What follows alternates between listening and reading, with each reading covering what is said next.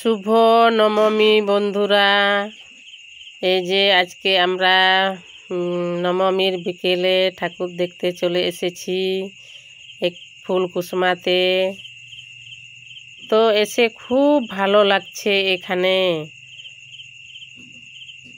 দেখো, তোমরা দেখো, খুব সুন্দর প্যান্ডেল হয়েছে।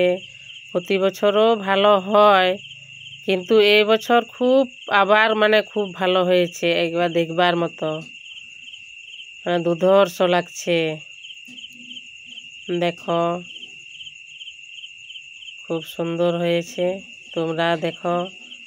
তো বন্ধুরা দেখো, তোমাদের দেখে কেমন লাগবে কমেন্ট করে জানাবে।